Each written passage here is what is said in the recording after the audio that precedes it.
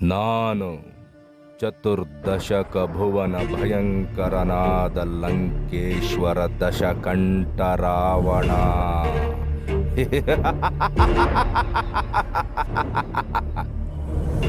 Ravana. Video ನೋಡ್ತಿರೋ ನನ್ನೆಲ್ಲ ಸ್ನೇಹಿತರಿಗೂ ನಮಸ್ಕಾರ. ಸ್ನೇಹಿತರೆ, ಈ ವಿಡಿಯೋಲಿ ರಾವಣಾಸುರರ ಬಗ್ಗೆ ಕೆಲವು ವಿಷಯನ ಹಂಚ್ಕೋತೀನಿ. ರಾವಣ ಅನ್ನೋ ಹೆಸರು ಕೇಳ್ತಿದ್ದಾಗೆ ಸಾಮಾನ್ಯವಾಗಿ ನಮ್ಮಲ್ಲಿ ಅನ್ಸೋದು 10 ತಲೆ ಹೊಂದಿರೋ ಅವನು ಒಬ್ಬ ದೊಡ್ಡ ರಾಕ್ಷಸ, ಸೀತಾಮಾತೆನ ಅಪಹರಿಸಿದವನು, ಪ್ರಭು ಶ್ರೀರಾಮನ ವಿರುದ್ಧ ಹೋರಾಡಿ ಸತ್ತವನು. ಹೀಗೆ ಹಲವಾರು ಭಾವನೆಗಳು ನಮ್ಮಲ್ಲಿ ಬರೋದು. ಆದರೆ ನಾನೀಗ ಹೇಳೋಕೆ ಹೊರಟಿರೋದು ಆ ರಾವಣನ ಬಗ್ಗೆ ಅಲ್ಲ.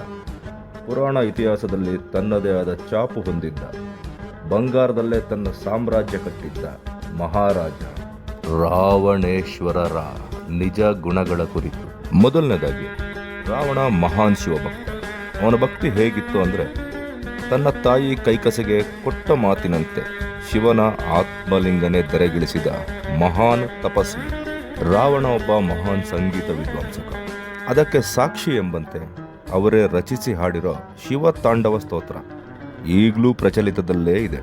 ಇನ್ನು ರಾವಣ ಬ್ರಾಹ್ಮಣನಾಗಿ ಹುಟ್ಟಿದ್ದು, ವೇದ ಉಪನಿಷತ್ನ ಬಹಳ ಚೆನ್ನಾಗಿ ತಿಳ್ಕೊಂಡಿರೋ ಪಂಡಿತರಾಗಿರ್ತಾರೆ.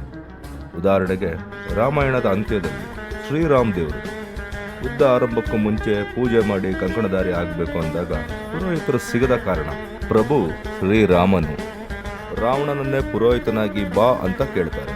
ಆಗ ಸಾಕ್ಷಾತ್ ಶ್ರೀ ರಾವಣೇಶ್ವರರೇ ಪುರೋಹಿತನಾಗಿ ಬಂದು ಯುದ್ಧಕ್ಕೆ ಸಜ್ಜಾಗಿದ್ದ ಶ್ರೀರಾಮನಿಗೆ ಕಂಕಣ ಕಟ್ಟಿ ಶುಭವಾಗಲಿ ಅಂತ ಆಶೀರ್ವಾದನೂ ಮಾಡಿದ್ರು ಅನ್ನೋದು ಪುರಾಣ ಇತಿಹಾಸಗಳಲ್ಲಿ ಉಲ್ಲೇಖ. ಒಬ್ಬ ರಾಜನಾಗಿ ರಾವಣ ತನ್ನ ಸಾಮ್ರಾಜ್ಯ ಲಂಕೆನ ಬಂಗಾರದಲ್ಲೇ ಕಟ್ಟಿರ್ತಾನೆ ಅನ್ನೋದು ಪುರಾಣ ತಜ್ಞರ ಮಾತು.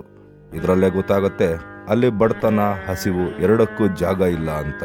ಇದರಿಂದ ಅರ್ಥ ಆಗೋದೇನೆಂದ್ರೆ, ರಾವಣ ಒಬ್ಬ ರಾಜನಾಗಿ ತನ್ನ ಪ್ರಜೆಗಳನ್ನ ಹೇಗೆ ಕಾಪಾಡಿಕೊಂಡಿದ್ದ ಅನ್ನೋದು, ಅಥವಾ ಅವನ ರಾಜ್ಯಭಾರ ಹೇಗಿತ್ತು ಅನ್ನೋದು. ಕಡೆಯದಾಗಿ ಒಂದೇ ಒಂದು ಸಂಗತಿ, ರಾವಣ ಸೀತಾಮಾತೆನ ಅಪಹರಿಸಿದ ತಪ್ಪು. ಆದರೆ ರಾವಣ ಎಂಥ ಜೆಂಟಲ್ಮೆನ್ ಅಂದರೆ, ತಾನು ಮನಸ್ಸು ಮಾಡಿದ್ರೆ ಸೀತಾಮಾತೆನ ಏನು ಬೇಕಾದರೂ ಮಾಡ್ಬೋದಿತ್ತು.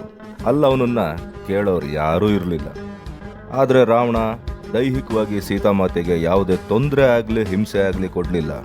ದಿ ರಿಯಲ್ ಜೆಂಟ್ಲ್ಮ್ಯಾನ್ ಅಂದರೆ ಅವನೇ ತಾನೆ.